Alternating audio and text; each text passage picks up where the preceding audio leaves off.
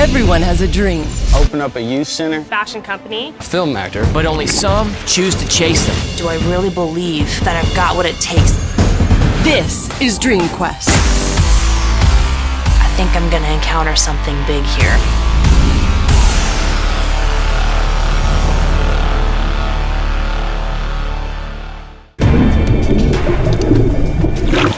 Today's event was all about facing your fear, and that is a huge issue for young people in pursuing their dreams. So it wouldn't surprise me if tonight at the bonfire, a lot of people want to talk about their fears.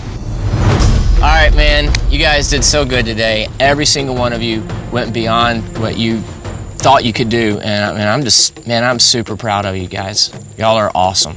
We've asked you guys all to come tonight to the bonfire with a specific fear in mind. I want to transition to some of you personally in your personal journey, because so often the fears as we're pursuing our quest, as we're pursuing our dreams, our fears relate often to what we don't know or don't understand. And so I want y'all to begin to talk about what your fear is that you're coming tonight with on your paper. My fear is wasting my time and being hurt by who I put my everything into. And that's how I feel about the ministry. I feel like I'm gonna give, if I'm able to pursue my dream and finish it, and I give my everything to those kids, I hope they actually want to be successful. I think that's a fear that I'll just have to face for the rest of my life, because I'd rather talk to a kid and try my best and give him everything that I got. I'm willing to take the chance for me to get hurt to save them. So would it be worth it if you poured your life into 50 kids and only one of them got it? Oh, of course. Yes. For sure. I've always tried to put others before myself. And it goes back to the battle. I saw how my sickness affected everyone else. You know, putting my parents into debt. I just feel like I've caused so much pain for everyone else, and I don't know if I could do that to someone else, if I could let these kids down. So it's definitely hard to put that out there. I don't want to cause anyone else any more pain. You know, in almost every situation in life, good and bad can come out of it. And obviously with Taylor, her battle with cancer, the fear and the self-doubt that she struggled with afterwards, she has had quite a journey. But I think it gives her a unique vulnerability, and it gives her such a passion and a drive to reach these kids. I think an important thing to remember whenever I'm facing something like that and I'm feeling that fear start to stir up inside of me, then I start to imagine what I would feel like if I didn't. If I face the fear, whether I want to put on a fashion show or start a charity or whatever it might be, if I look at it and go, oh, I'm scared, or what if I fail, what if I disappoint everyone, and then I think, okay, what if I don't do it at all, then how am I going to feel? And almost always, I would rather try and end up just messing the whole thing up, or possibly succeeding tremendously, because you don't know, then have to sit back here and go, well, I didn't know what would happen, so I went this way instead. When something new presents itself, I'm always a little worried to try it out or jump into it.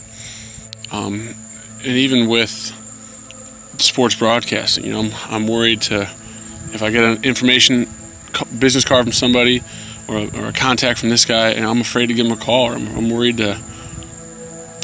to try. I think a lot of times when we don't try because we're afraid of failing, oftentimes it's because we wonder what people are going to think about us. I put the fear of looking stupid.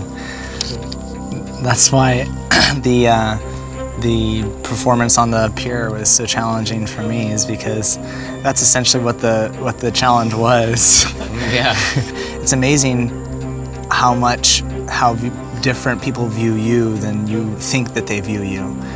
You know, whether that's accomplishments that I'm so proud of but nobody really cares about, or it's I do something that I feel like I just made a fool of myself but nobody really cares. I want to impress people. I care about how good I look to other people, whether they're friends or whether they're strangers. I think that would be considered an insecurity because that's not the standard that I necessarily should live by. I think mine would just be more of the fear of regret, I guess, because there's so many different things in life that I find enjoyment in and that I feel like I'd be good at. And so it's, I think for me personally, more like if I choose one thing and go after that down the road, would I regret not maybe pursuing some other things? I put for my fear, I fear that no one will want me. I just feel really paralyzed sometimes when I think that someone will reject me. And that's a very paramount thing to tackle in the entertainment world. What you do is exactly what you guys have done, is you just do it anyway. Do it afraid. And our quote that started us off basically said that, without fear there is no courage. And courage is not the absence of fear, it's being afraid and doing it anyway. Fear, I'm not a big acronym person because they come off as cheesy, but I heard this, and I'm about to say something cheesy. But fear is false evidence appearing real. And it's something that in our mind we've built it up to be something that's real, and it's false evidence that appears that way. And what we have to do is what you guys did today, do it afraid. And so tonight, what we're gonna do with your papers is we are gonna, one at a time, put the paper into the bonfire as a symbolic thing. But listen to me when I say, this is not like some sort of magic wand, right? Like, poof, we throw our fear into the fire and it disappears. This is what my hope for you is that as you watch that paper burn away in there, that what it's really gonna do is emblazon something on your heart. And it's gonna be a memory, like a brand there, so that the next time when you're gone from this place and you're pursuing your dream and you're about to go to that audition and everything is in you going, I'm going to be rejected, I'm going to look stupid, I'm going to fail, I'm going to disappoint myself and become nothing. Whatever your fear is, when that thing starts to rise up, you'll remember watching your little paper burn away in there and go, no. I remember a time where I chose courage over fear, and I'm going to choose to do it today and the next day and the next day until I become the man or the woman that I was intended to be.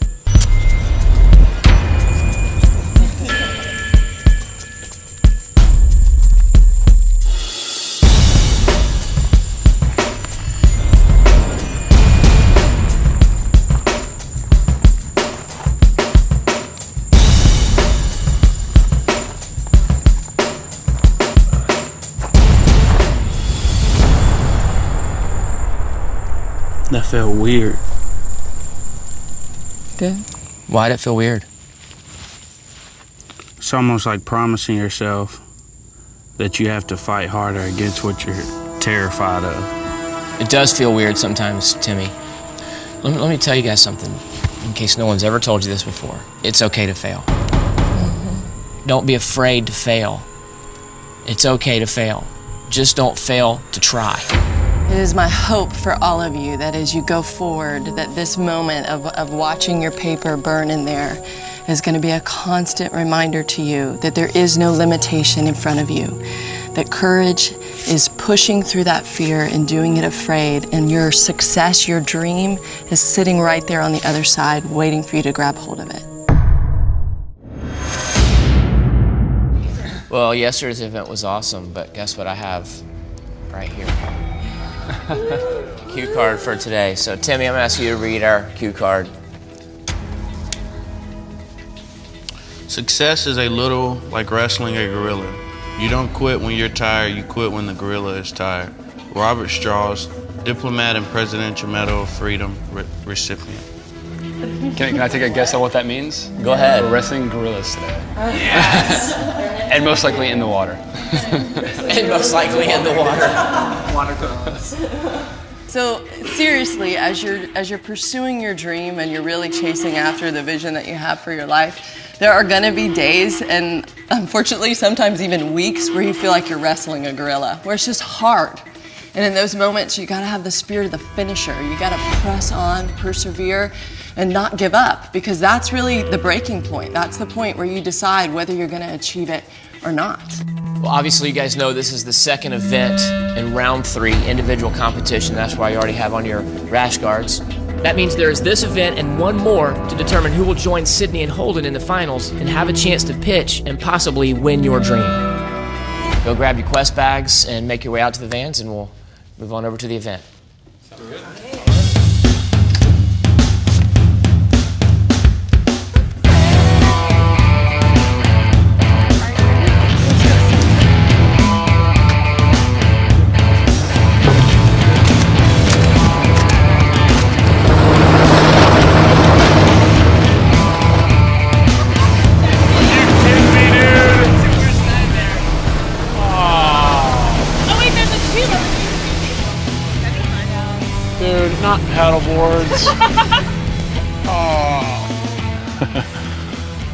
First thing I saw yesterday was the paddle boards, and I haven't had any success on those this adventure. I hate paddle boards, man. First thing I thought when we saw the paddle boards out there, I was like, golden. I finally got one win. I can do this. Let's do this, Okay guys, welcome to the Bay of Florida. Right out there is the Gulf of Mexico. 100 miles this direction is Cuba. You're actually closer to Cuba than to your nearest superstore. This is the site of your next event. So this is the perfect event at the perfect time. They're exhausted. They've been stretched. They're sick of being on the water, and a storm is rolling in. The stage is set for an event about perseverance. This doesn't look that challenging, but it is. First, we're going to assign out your colors. Chris, you've got the red blocks. Timmy, you're the blue blocks. Jaleesa, you're the pink blocks. Holden, white. Taylor, you've got light blue. Matt, your blocks are yellow. And Sydney, you got green. Finally, KJ, yours are the black box. Honestly, it was the only challenge that I showed up, and as soon as they started explaining the event internally, I totally had a bad attitude about it, and I was like, are you kidding me? Like, it's the last thing I want to be doing. I don't want to jump off this boat, and I don't want to swim to a paddleboard. Like, I was really just not feeling it at all. First, I just went, oh, man, like, not another thing. So we could see it in their faces, dread. Chris didn't want to do it, KJ didn't want to do it, and Jaleesa definitely didn't want to do it. And I was honestly kind of worried about Jaleesa because she just had this great personal victory over fear yesterday. But when I looked into her eyes, it was that same defeated Jaleesa from the canoe.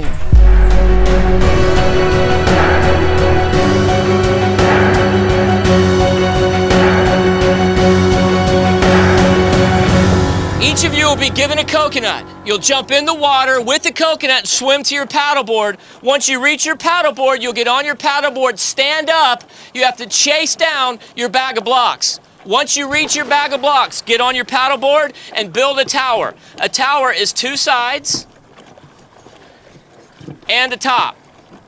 Once you have your tower complete, you put the coconut on top. You must stand up on your paddleboard and paddle to the finish line with your tower intact. If your tower collapses, you have to stop, rebuild your tower, and then you can continue on. The finish line is on the other side of the bridge. You find the quest banner marking the finish line, paddle to the quest banner under the bridge, and you win the event. So what everyone didn't understand was how tricky that was going to be. Not only was a storm rolling in, we were in the middle of a tide change. So as their bags were thrown in, the tide was taking them past the bridge. They were going to have to go retrieve them and paddle back to the bridge against the current. So here's how the points work. First place, 200 points. Second place, 150 points. Third place, 100 points. And fourth place, 50 points. Now you guys need to get changed out of your t-shirts and get ready to jump in the water. At that point, I just told myself, Jaleesa, every single event that they have unveiled, you have gone, not another thing. And instead of just resisting, why don't you just go for it this time? They explained the event, we looked at the event, I thought, we're paddling there, we're making a little house, and we're paddling back. So whoever can paddle the fastest is the winner. But that certainly wasn't what it was at all. All right, you guys, you ready? Yeah. On your mark, get set, go.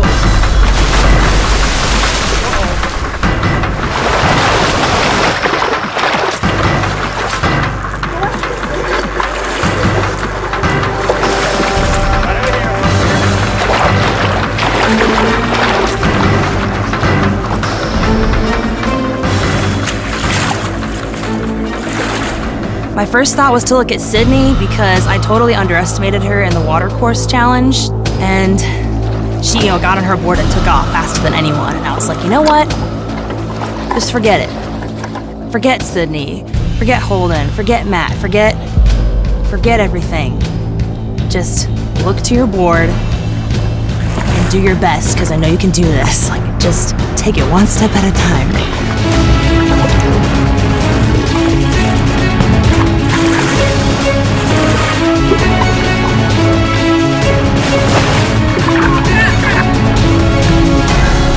Got to an awful start to begin with. And then I was paddling out halfway before we hit the bridge, and it just clicked inside of me. I'm like, this is not me. What am I doing? And I'm like, I'm having a horrible attitude, and I don't do that. So I just made a decision to change my attitude. And as soon as I decided to change my attitude, the entire experience flipped for me, and I just started having fun. Kylie Jean has this amazing ability to turn around any situation just with her attitude. I mean, that paddleboard was going wrong in every way it could go wrong, and she just made a choice. I'm gonna change my attitude and I'm gonna finish strong. And that's what she does in everything.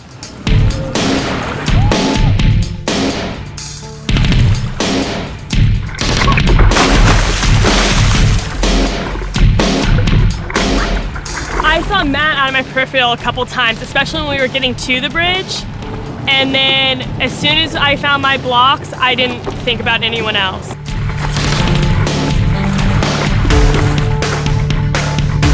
How the heck do you turn around this thing? I give up. So midway through the event, the storm starts rolling in, the current is out of control, and honestly, it kind of worked better for us because each of them had to persevere so much harder just to finish. I saw all the people way ahead of me, but I even looked at the GoPro, the camera that was in front of me. I looked at it and I was like, okay, this is just you and me, Jaleesa. This is just you and me. After getting to the blocks on the paddleboard, I was like, okay, the first thing I need to do is line them up and find the equal sides where I can stack them up and get it going. And they weren't that equal. And I actually got going for a while, but then it just kept falling and falling and falling, such that that current rocking the paddleboard.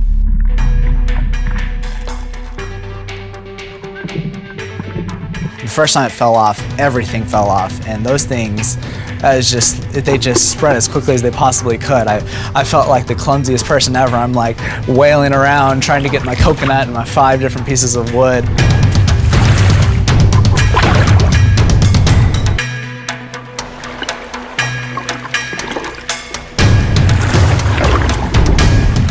I definitely felt like I was downing myself at the beginning there, but once I got that all out, I just looked around and I took everything in, and I was like, just take this challenge for what it is. You're growing. It took a lot of perseverance, and it took a lot of staying cool instead of being frustrated every single time that coconut fell into the water. I went slow and steady. That's all I thought. I was like, I'm racing with myself. Like, I just got to get there, like, stay slow and keep going and not give up.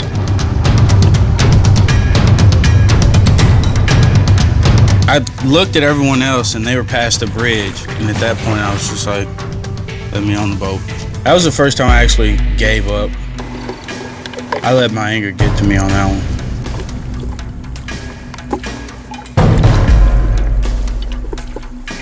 I just started to feel way more light, and I think I even started singing, and I just tried to get to my blocks and did the best that I could, and I knew I wasn't gonna give up. I'm like, I'm not gonna quit. I'm gonna keep going until I cross that finish line. When we got closer to the bridge, there were waves, and that I was nervous about. I just tried to really focus in on what was right in front of me.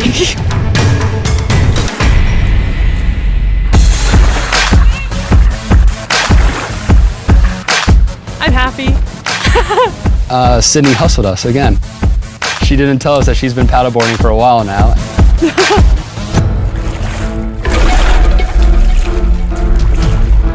I'm in second place. I'm like, I realized I was gonna get second place no matter what after I saw Sydney doing laps around us. But once I got to that finish line, I was getting up closer and closer and closer, and it just fell again. And then when I got down to do it, all the blocks kind of went out away from me. I had to jump in the water again, collect them on.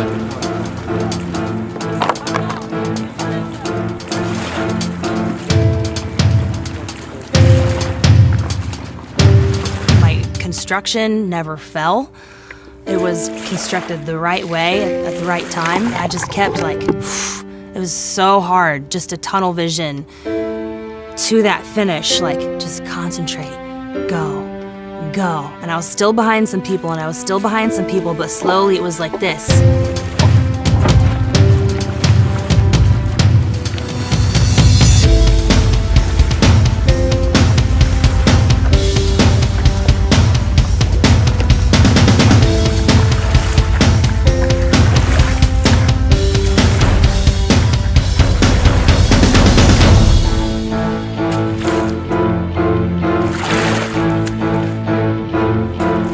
my legs were shaking getting near the bridge and near the finish line because it was like so close, and I felt like this is so like me to get so close and to fail.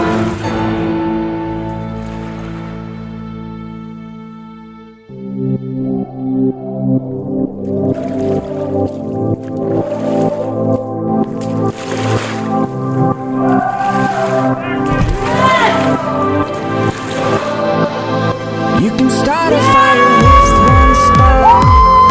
You can shoot from. Here comes Jaleesa with her Tarzan, woo, like yelping and passing the finish line, and I was like, well, I got third now. I didn't give up and I kept going, and when I made it, I really needed that, and I'm really proud. It was the best second I ever had in my life. Did something! And I just was overcome with such a joy that I did it, and it erupted out of me, and it was the first unadulterated joy that I felt. Yeah! I guess there was just a lot more there than I thought, so I'm really happy. At that moment, I felt like a hero, that there was a hero in there. And that I knew that I had done something, and I had done something right. Yeah!